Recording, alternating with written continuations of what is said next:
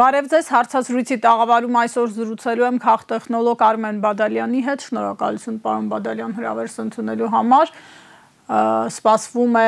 Ռուսաստանի արտգործնախարար Լավրովի այցը Երևան, երկօրյա աշխատանքային այց է, այս պահի դրությամբ դեռ այցը չի մեկնարկել, բայց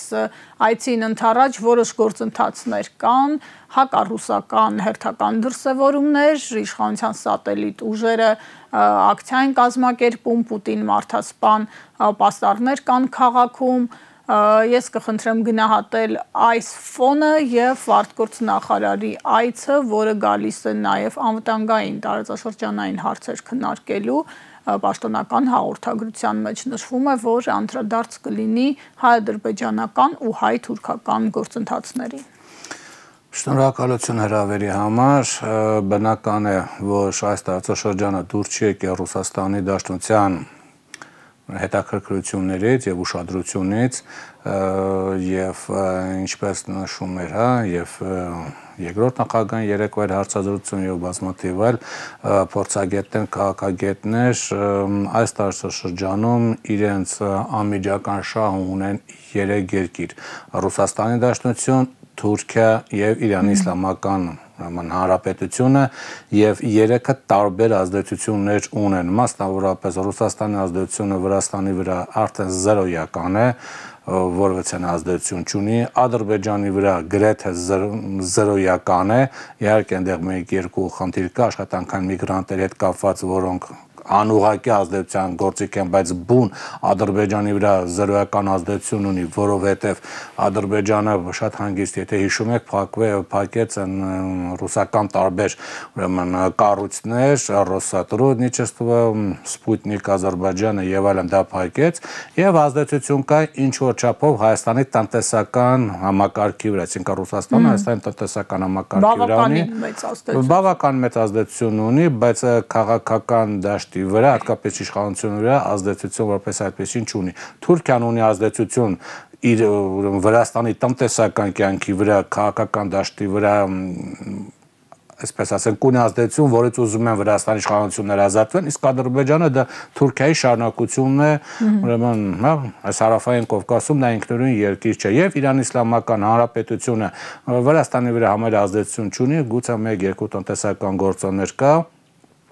Ադրբեջանի վրա ազդեցություն ունի, որովհետև այնտեղ կա թալիշների հարցը, որը Իրանը չի օգտագործել այս պայդրությամբ դեռևս այն մասշտաբով, որը ցանկալի կլեր, եւ ի վերջո ադրբեջանցիները շիա են եւ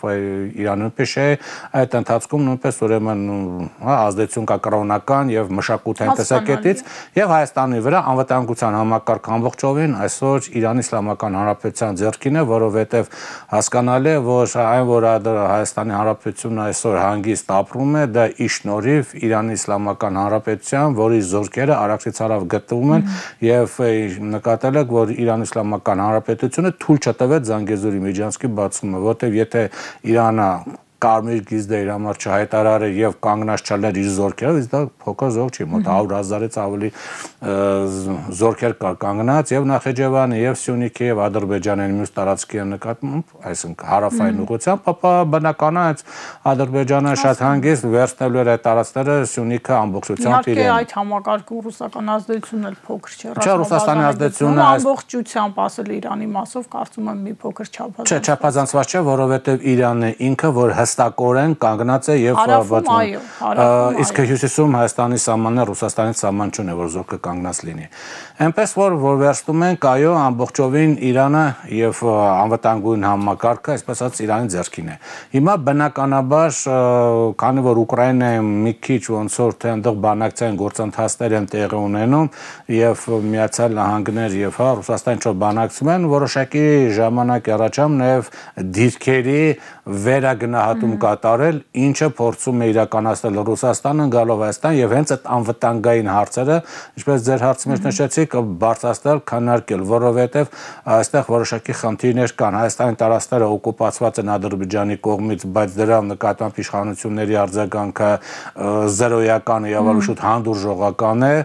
Երկրորդ, այնտեղ կան որոշակի, այսպես ասենք, այլ հարցեր, Հայաստանի դե Եվրոմիության հետ, այդ դիտորդների հետ, դա նույնպես անվտանգության հետ կապված ուրեմն Ռուսաստանի համար այս պայմանությամբ մտահոգիչ կարող են ասել խնդիրներ են եւ կան այլ խնդիրներ, որոնք որ նաեւ հայ-թուրքական, այսինքն պետք է հստակեցնել ի վերջո Հայաստանի իշխանության արտաքին քաղաքականության կոնցեպտը որն է, որտեղ սա շատ կարևոր հարց է, որ հստակեցնելու համար, որտեղ մենք գիտենք, այս իշխանությունները 2018 թվականին բերել են 3 խնդիր լուծելու համար, կոնկրետ ասացինք այդ խնդիրները բազմիցս ասել են, Արցախը հանձնում են Ադրբեջանին, որը զրկում է Ռուսաստանին հարավային Կովկասում ազդեցության բավականին լուրջ ուրեմն գործիքից, որտեղ արևմուտքին դեր է տրքում, ինքը թքած ունեն դե 120,000 հայ ինչ կլի, թե ինչ չլինի։ Երկրորդ, Զանգեզուրի միջանցքը պետք է տրամադրել, որը Իրանը կատեգորիկ դեմ էր եւ թույլ չտվեց այդ միջանցքը ուրեմն հանձնելու, որտեղ այդ միջանցքը առաջին հերթին դա թուրանական միջանցք է ուղղված Իրանի դեմ նոր, երկրորդ հերթին կարող ենք ասել դա կենտրոնական Ասիայից, ասենք անկամ կա ռեսուրսները արևմուտք տանելու միջանցք է եւ երրորդը Հայաստանի հարաբերությունների սառեցում, հապկում, ասենք որի ականատեսն հիմա պարոն Բադալյան եւ ներողություն Ալեն Սիմոնյանը Լավրովի այցին ընդառաջ հայտարարել էր, որ Հայաստանի իշխանության օրակարգում ռուսական ռազմաբազան հանելու հարց չկա, դրան զուգահեռ իշխանության սատելիտ քաղաքական ուժերը այդ այցին ընդառաջ իրականացնում են քաղաքական ակցիաներ եւ կոնկրետ Ռուսաստանի ղեկավարությանն ուղղված մեղադրանքներով փորձում են էլի հակառուսական պրոցեսներ գեներացնել։ Խնդրում եմ անդրադարձեք այս համատեքստին։ Մի կողմից իշխանությունը ստացվում է, թե անում է հայտարարություն պաշտոնական մակարդակով, մյուս կողմից նրա սատելիտ ուժերը, որոնց հետ իշխանությունը խորհրդակցում էր եւ տարբեր ձևաչափերով համագործակցում, իրականացնում են այդ քայլը, որը հասկանալի է, այսպես ասած, չի վրիպելու Մոսկվայի աչքից։ Ինչ վերաբերում է հայտարարություններին, կարևորը ոչ թե հայտարարություններն, այլ գործերն են, չմոռանանք բազմաթիվ նման հայտարարություններ, Արցախ, Հայաստանը եւ վերջ, ուր այսօր Արցախը։ Քաղաքացի տուգանքի մատերիալ չէ եւ վերջ, գիտեք ինչքան են ավելացել տուգանքները։ Մնացածա կոռուպցիա չկա եւ վերջ, այդ անիֆի գործը, մնացած այն գործերը, անպատժելիության մտնոլորտ չկա եւ վերջ, հիշում եք այն Երևանում այդ հաղի կնոջ օգցեցին մեքենա եւ հիմա դատական գոհապատժված որևէ մեկը չկա, բերենք բազմաթիվ այլ կոռուպցիոն սկանդալներ եւ այլն նոր-նորքում, երբ որ տեղի ունեցավ Թաղապետը, երբ որ եթե հետացում էր այն հրաժարական տվեց, բայց դա հրաժարական էր, թե դա արդեն կալանքետ կապված խնդիր էր, բայց միաժամանակ մենք տեսնում ենք լրագրողներ, որոնք որ հա ինչ այս կամ արտադրության համար լինի Գյումրիում, թե լինի ուրեմն Գորիսում անմիջապես կալանավորվում են, ինչա թե դատավորին ինչ որ վիրավորական արտադրություններն ասել, այսինքն այն հայտարարությունները, որոնք անում են, թե այսպես է եւ այդպիսի հարց չի քննարկում, դա իրականում որևէ բան չի նշանակում։ Այսինքն գանք հայ-ռուսական օրակարգին, պարոն Բադալյան, դուք հղում արիք նաեւ երկրորդ նախագահի հարցազրույցին, որտեղ մի հատվածը նաեւ տարածաշրջանային անվտանգային խնդիրներին էր նվիրված ու Հայաստան-Ռուսաստան հարաբերությունների կարգավորման, այսպես ասած, օրակարգին նախագահն էլ շեշտում էր, որ այս իշխանությունը կեղծ թեզերով փորձում է հակառուսականություն գեներացնել եւ խոսում էր այդ հարաբերությունները կարգավորելու ուղղակի հրամայականի մասին, հաշվի առնելով այն իրավիճակը ու նաեւ ուղղակի տարածաշրջանի աշխարհագրությունը, որում մենք ապրում ենք։ Հիմա ինչ վերաբերում է այդ հարաբերությունները լավացնելու համար, ինչպես նշեցինք, այս իշխանությունները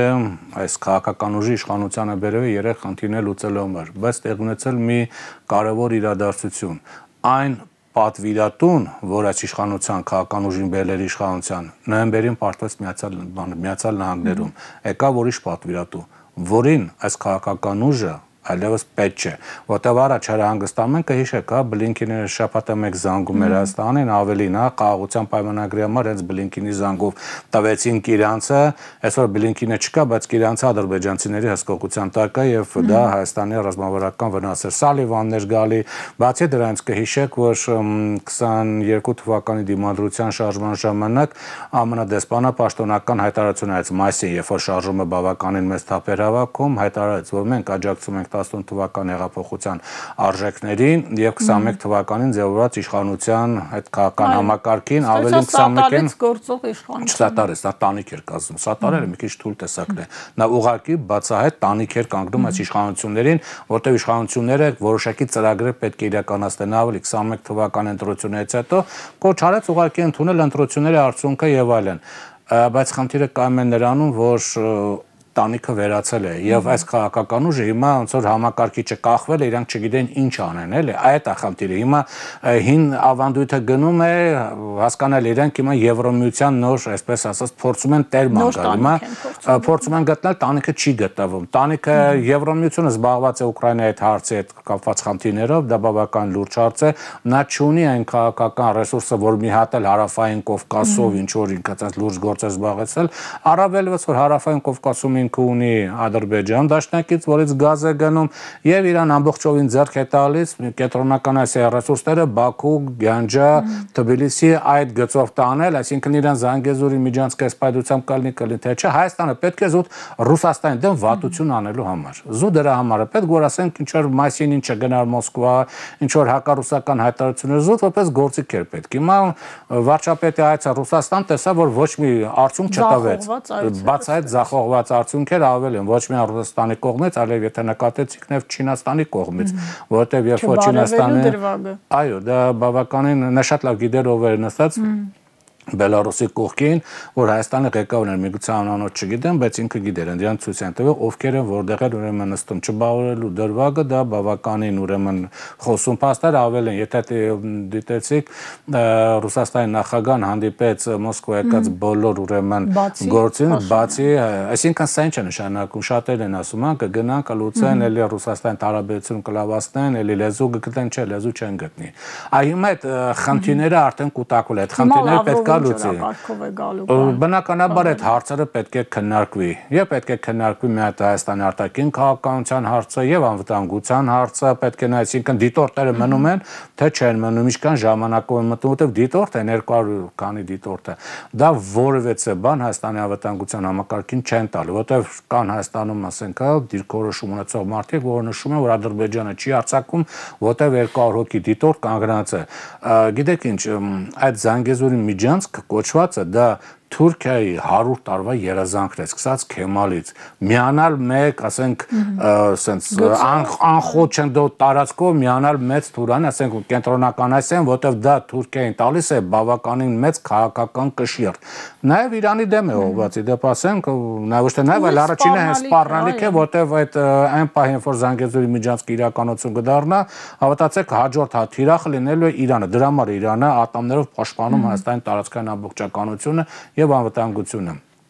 բնականաբար այս տարածքում պետք է հասկացվի Ռուսաստանի դերը որն է Ռուսաստանը ինքը պետք է հասկանա այս իշխանությունների հետ իշխանությունների ցանկությունը որն է իրենք ինչ են տեսնում այդ Եվրոմիության դիտորդները մնում են չեն մնում Հայաստանը Եվրոմիության հետ ինչ հարաբերություններ ունեն Խոսքը վերաբերում է ռազմաքաղաքական հարաբերությունների մասին։ Խոսքը չի վերաբերում տնտեսական, առևտուր, որովհետեւ խնդիր չկա եւ այլն, բայց այդ հարցերը հստակության կարիք ունեն, որոնք հստակեցված չեն։ Այդ իսկ պատճառով բնականաբար պետք է հստակեցվի։ Ավելին, չմոռանանք, որ այս հստակեցումները չեմ կարծում հենց այնպես կասեն, հա, բարև ձեզ, կհստակեցնեն եւ կգնան։ Դա ունենալու է հետ զարգացում, որովհետեւ Հայաստանում հաջորդ տարի սպասում է ընտրություններ, սա մեկ Ну, это արտահերթ գալիք չենց կասկածում, բայց ամեն դեպքում ընտրություններ են սպասում, ենթադրենք, որ լինի ֆորս մաժոր կլինեն հերթական ընտրություններ, սա մեկ, երկրորդ Ռուսաստանում ամեն դեպքում փոխվել են ուրեմն գործիչներ, որոնք այսպես Ռուսաստանի նախագահի աշխատակազմում նոր գործիչներ են, նոր կուրատորներ են, այսպես ասեմ, հարավային Կովկասի, Մոլդովա, Հայաստան, Աբխազիա եւ հարավային Օսեթիա, այս 4 տարածքները Ռուսաստանի նախագահի աշխատակազմում նոր ուրեմն գործիչ է հայտնի եկել, որը ասենք բավականին հակամենեջերային ուրեմն ունակություններ ունի, հակամենեջերային կառավարչի մեծ ունակություններ ունի, բացի դրանից ինքը ունի բազմաթիվ գործիքներ, այնտեղ, որով ինքը կարողանում է էլիտաներ ձևավորել։ Իդեպ նշենք ինքը շատ կարճ ժամանակ է միջոցում Ուկրաինային տարածքները, որ անցել է Ռուսաստանի հսկողության տակ, ինքը կարողացավ այնտեղ կառավարման համակարգ ստեղծել։ Այդ գործիքներն են, հա, լիդերը Ռասիա եւ լսած կլնեք եւ այլ ուրեմն տարբեր տեսակի Այսինքն Ռուսաստանը, պարոն Բադալյան, ակտիվանում է իր ուշադրությունը Սևերում է հարավային Կովկաս։ Որովհետև իրան ձեռ չի տալիս ամեն դեպքում Թուրքիայի գեր ակտիվացումը, ըստ շրջանում ուրիշ բան է, հասկանում եմ, որ ասենք Թուրքիան արդեն մտել է Ադրբեջանում խիստ ամրապնդվել է, բայց որպեսզի Ադրբեջանին հակակշիռ լինել այս տարածաշրջանում, այստեղ որոշակի խնդիրներ կան։ Նու հասկանալի է, որ Ադրբեջանին հակակշիռ կարող է լինել Հայաստանը խիստ ուժեղացած տարբերակով, միայն իշխանափոխությունը դա շատ քիչ է։ Շատ մեծ հզորությամբ, ուրեմն Հայաստան, ինչ որ կար միջոց 18 թվականի։ Նշեցիք, որ եթե տեղի չունենան հնարավոր արտահերթ ընտրություններ կամ ֆորս մաժոր, երկիրը գնում է 26 թվականի հերթական ընտրություններին ու եթե դիտարկում ենք նաև քաղաքական դաշտի շարժերը, ամեն ինչ կարծես թե դրան է տանում։ Ուրեմն հիմնական մասը դրան է տանում, մի մասը էժանագին շոու է տանում։ Որին մեջ նաև որը հիմնականում իմաստ են կազմում։ Այո, մենք կարող ենք ասել, որ Հայաստանում հիմնական քաղաքական ասենք ուժերը սկսել են նախընտրական կամպանիան, քաղաքացիական պայմանագիրը սկսել է նախընտրական կամպանիան, որը արտահայտվում է վարչապետի եւ նրա կնոջ կողմից իրականացվող Կրթարշավ ծրագիրը, քաղաքական այդ ուրեմն ծրագիրը, դա իրենց նախընտրական կամպանիայի, այսպես ասենք, մասն է կազմում, ինչ զարգացում կունենա չեն կարողացել, դա մասն է կազմում։ Եվ երկրորդ նախագահի երեկվա հարցազրույցը, որը նույնպես կարող ենք ասել, որ բացահայտ, ուրեմն արդեն բացահայտ հայտ էր առանձին մասնակցելու, որպես քաղաքական թիմ, ոչ թե անհատ, մասնակցելու հաջորդ տարի կանալի ուրեմն խորհրդարանական ընտրությունին, այսինքն երկու հիմնական դերակատարները փաստացի հայտարարում են եւ սկսել են իրենց ուրեմն քաղաքական գործընթացը։ Քաղաքական մեկ ուժ իշխանությունները, եթե 2000 արդեն նշեցինք 2021 թվական ունեն քաղաքական տանիք, ինչը իրենց խիստ օգնում էր եւ խիստ անհրաժեշտ էր, այս պայծրությամբ նրանք քաղաքական տանիք չունեն։ Դա բերում է իրենց համար լուրջ խնդիրներ, որտեղ եթե դուք ուշադրություն դարձել եք 2021 թվականի ազգային ժողովի արտահայտ ընտրություններից հետո տեղի ունեցած թիմ համարյա բոլոր ընտրություններում քաղաքացիական պայմանագիրը կամ նրա կողմից աջակցված մարդիկ պարտվել են անկախ հավաքած ձայներից։ Անգամ Երևանում այսօր քաղաքապետ է ուրեմն Տիգրան, բայց որոշակի քաղաքական այսպես մանիպուլյատիվ կամ ադմինիստրատիվ գործընթացների միջոցով նույնը վերաբերում է Վանաձորում, Գյումրիում, որ չկարողացան իրականացնել Փարաքարում, Սյունած բոլոր քաղաքներում, Ալավերդում եւ բազմաթիվ ուրեմն այլ համայնքներում։ Պարոն Բադալյան, որը ինչ որ բան ցույց է տալիս։ Դա արդեն վեկտոր է։ Հա, դա միտում չէ։ Միտումը 1-2-ն է։ Եթե արդեն դրանք շատ են, դա միտում չէ, դա արդեն վեկտոր է։ Դա ցույց է տալիս, որ երևույթը համապետական մասշտաբով ինչ հնարավոր, այսպես ասած, ազդեցություն որոշակի գործոնների վրա, այստեղ պետք է հստակություն դարձնենք, որ ինչպես ցույց է տալիս անցած այս ընտրությունները, քաղաքներում ԿՊ-ն չունի ազդեցություն։ Քաղաքներում նա պարտում է։ Այո, գյուղական համայնքներում նա հաղթում է, որտեղ ստեղ ինչ է հաղթում, ստեղ նույնպես խնդիրներ կան, այսինքն այն համայնքներում, որոնք հեռու են խոշոր քաղաքներից եւ որպես այդպեսին ինֆորմացիոն հոսքերից հեռու են, նայում են միայն պետական հեռուստաալիք եւ իրենց ըստ իրենց դա մի վերջին ճշմարտություն է։ Հմեկի Հայաստանով։ Իրանք այդ հմեկի Հայաստանով իրենք հաղթում են, որտեղ հմեկի Հայաստան դա ուրիշ Հայաստան է ցույց տալիս։ Իրանք այդ դեպքում իշխող քաղաքական ուժը այնտեղ հաղթանակ է ուրեմն ապահովում։ Իհարկե Սյունիքի գյուղերը մի քիչ բացառություն են այնուամենայնիվ, բայց հիմնական տենդենսը այդպես է։ Քաղաքներում բնականաբար երկրորդ նախագահի թիմակիցները եւ ոչ իշխանական ուժերը բավականին ուրեմն մեծ ազդեցություն են։ Փարաքարը Երևան մուտքերը եւ այնտեղ երկրորդ նախագահան չհաղթեց, բայց ամեն դեպքում հաղթեց բանանդիմադիր ուժ հաղթեց, ասենք Ռուբեն Վարդանյանի ղեկավարությամբ։ Գյումրիում հաղթեցին, հասկանալի է, Գյումրիում կոմունիստական կուսակցությունը չհաղթեց, Գյումրիում հաղթեց Վարդան Ղուկասյանը, որը կուսակցությամբ է գնացել, հիմա թե մարքսիստական գներ, մարքսիստականը կախտել։ Այսինքն Վանաձորում ուրիշ, այսինքն մենք տեսնում ենք տենդենսը, սա մեկ, որ քաղաքներում, գյուղերում տարբեր է։ Նշանակում է կա խնդիր գյուղերում հասանելի դարձնել ինֆորմացիան, որպեսզի փոխվի ընտեղի էլեկտորալ տրամադրությունները։ Սա մեկ։ Երկրորդ, մենք տեսնում ենք երկրորդ տենդենսը, արտաքին քաղաքական աջակցության կապված, որովհետև արտաքին քաղաքական աջակցությունը դա միայն, այսպես ասենք, վարչական կամ քաղաքական կշիռ չի, որ կարող է ասել, գիտեք, մենք պաշտպանում ենք այս իշխանությանը, իսկ դուք ընդդիմություն ստիպված եք համակերպվել, որտեվ ամերիկյան ազդեցություն շատ ավելի մեծ է եւ կարող է ամեն դեպքում անդրկուլիսյան նաեւ սպառնալիք լինի քաղաքական ուժերին, ովքեր կփորձեն իշխող քաղաքական ուժի դեմ գործողություն իրականացնել, բայց հիմա այդ տանիքը չկա։ Իսկ նշանակում է անդիմություններին սպառնացող ուժ, որպես այդպեսին չկա, որ հա, այս ուժին չխանգարեք, որտեղ նշանակում է, որ օրինակ այդ 1 տարվա ընթացքում չի լինի։ Հավանականությունը մեծ է չի լինի, որովհետև Տրամպին այս տարածաշրջանալուց չի հետաքրքրում, ի դեպ ասեմ Տրամպը շատ կանխատեսված, շատ կանխատեսելի քաղաքական գործիչ է, իհարկե իր քաղաքականությունը իրականացնում է պատեժային շոուների միջոցով, բայց ինքը շատ հստակ բերվել է իշխանություն, հստակ նպատակի համար պայքարել Չինաստանի գերիշխանության դեմ եւ ազատվել բոլոր տեսակի բեռներից։ Հայաստան եւ Ադրբեջանի խաղաղության պայմանագիրը դա բեռ է իր համար, իրան պետք իրան չի հետաքրքրում։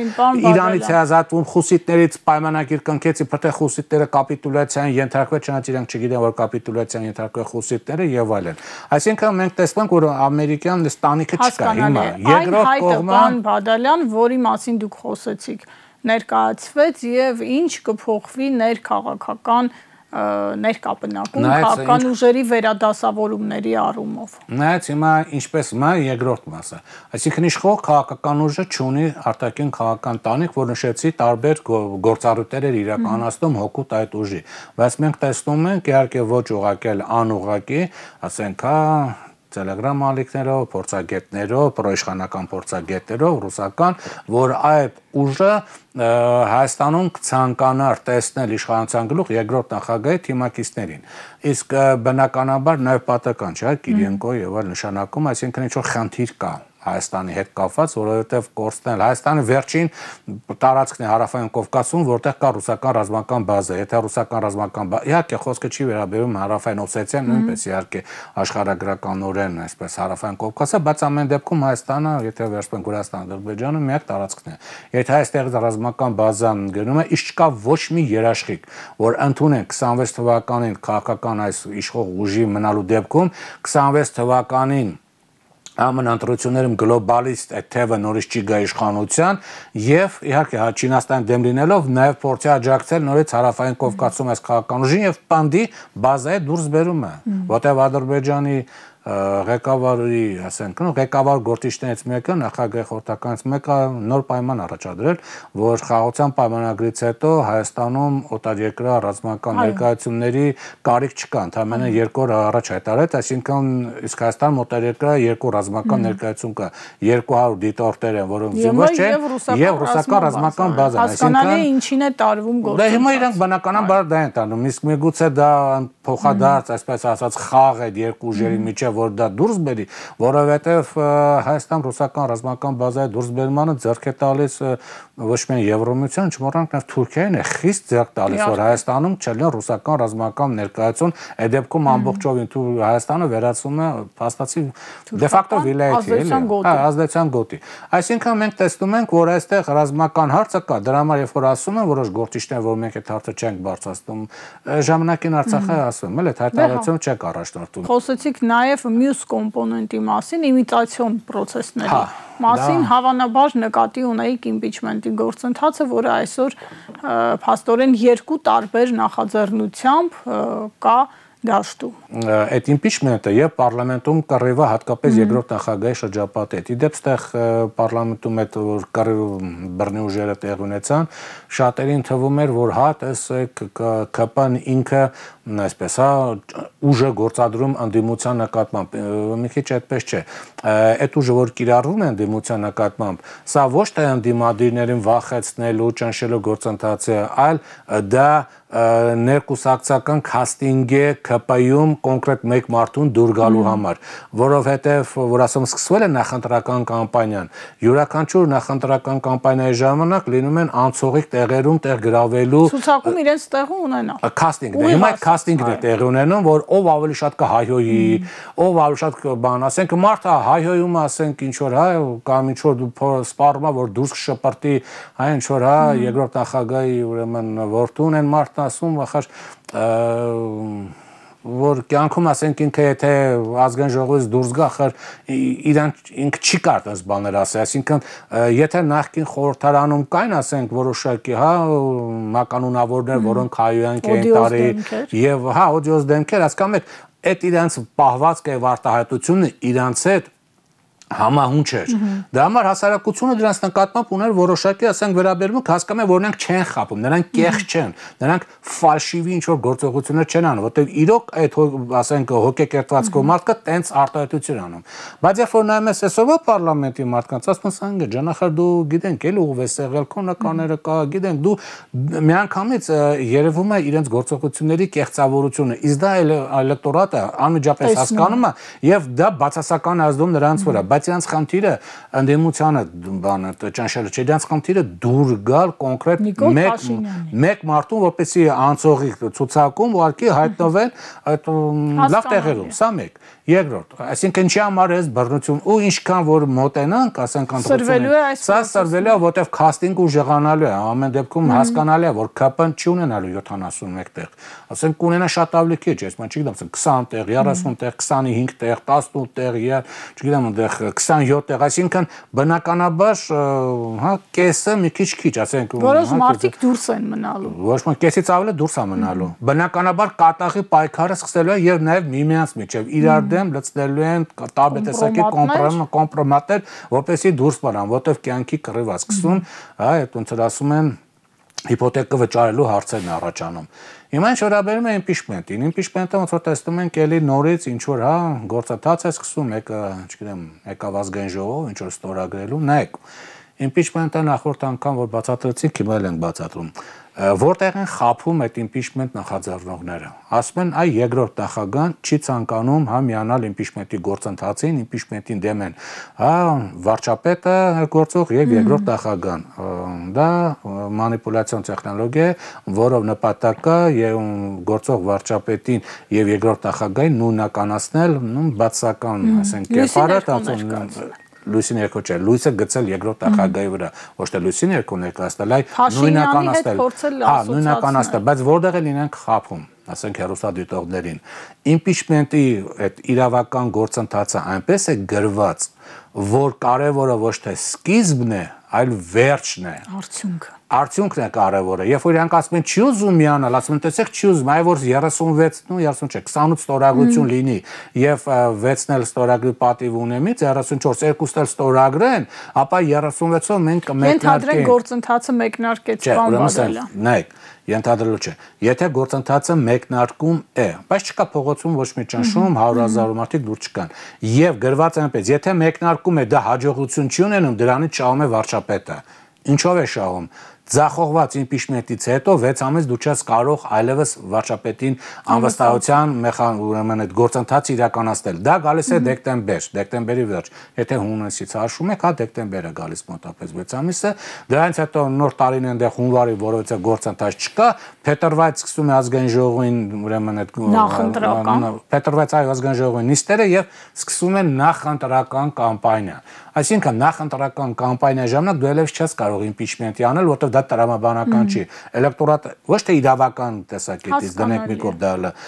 Փաստացի չես կարող, որտեղ կացնենա մի 4 ամսից ընտրություն է, հիմա ինչ եք բանանում։ Հիմա ինչի համար է impeachment-ը։ Impeachment-ը առաջին պետք է երկրորդ նախագահին ներքաշել եւ անպայման նրան վարչապետ առաջադրվել, մտածելով ձախողվի, որտեղ ձախողված գործիչը չի կարող մյուս տարի հատ ներկայացնել նորից, բան, որտեղ կասեն հերիքա, էլի գնանթա ձախողվում է։ Դա չստացվեց հիմա ու տապալվեց։ Հիմա արդեն սկզբից արդեն ինչ որ ուրիշ գործիչ է, հա, ինչ որ ներս մտել impeachment-ի, ուստեղ ամենակարևորը նա գորն է, ոչ թե 36-ով սկսել, այ 54-ով ավարտելը։ Այսինքն impeachment-ի համար հետո պետք է 54 ձայն մինիմում, ու որպեսզի խնդիր չլինի 55, այսինքն առնվազն 21 հոգի ԿՊ-ից պետք է գան միանան impeachment-ի գործընթացին, որ դրական արդյունք լինի։ Այստեղ են խափում։ Կարևորը impeachment-ի այնպես է գրված, որ կարևորը սկիզբը չի, Կարևորը վերջն է։ Վերջի համար պետք է 54, հա, 55 Դրա համար երկրորդ նախագահը ասում է ի սկզբանե ձախողված գործընթաց։ Ի սկզբանե, այո, որովհետև դուք չունես այս պահի դրությամբ որևէ երաշխիք, որ դու կարող ես բերել 21 падգամավորի ԿՊ։ Եթե կբերես, խնդիր չկա։ Բեր Արդեն ասել ենք, որպեսզի ապացուցվի, նախ դու պետք է նրանց ստորագրություններով բերես։ Նրանք պետք է հայտարարեն, որ խմբակցությունից դուրս են գալի։ Հետո մի հատ վստահության համար ազգային ժողովի ղեկավար կազմը պետքա փոխվի, որ հետո ինչ որ իմպիչմենտի գործընթացում որևիցե, ասենք, այլ գործընթացներ չանեն, խանգարող չլինի։ Հետո նախագահին մտածես ոնց էս փոխում, որից հետո վարչապետի լիազորությունները օրենքով սահմանափակեց, որից հետո անվստահության գործընթաց հարցեց մի քանի նախարարների, նոր վերջում վարչապետի, որտեղ իմպիչմենտի գործընթացը շատ բարդ մեխանիզմ է, հատուկ է այդպես գրվել, բայց քանի որ հերոսատիտողները այդքան չեն խորանում, մի անգամ ծածկվում է երկրորդն Հայաստան, դաշինքը չի ուզում։ Այ հիմա պետք է ասել, նրանք ովքեր որ նախաձեռնում են իմպիչմենտի գործընթացը, ունեն, եթե դիմում են, ասենք, անդիմադիր խմբակցություններ, նրանք պետք է պատասխանեն։ Ունես 21 հոգի, ուրեմն ԿՊ падգամավորի ստորագրություն իմպիչմենտին միանալ համար։ Եթե ունես, սկսում են գործընթացը, եթե չունես, դուրը ծածկի դրսի կողմից։ Նախընտրական կամպանիան սկսվել է եւ բնականաբար արդեն պետք է մի քիչ շատ լուրջ մոտենալ շատ գործընթացներին։ Շնորհակալություն զրույցի համար, հարցազրույցին սպասեք վաղը։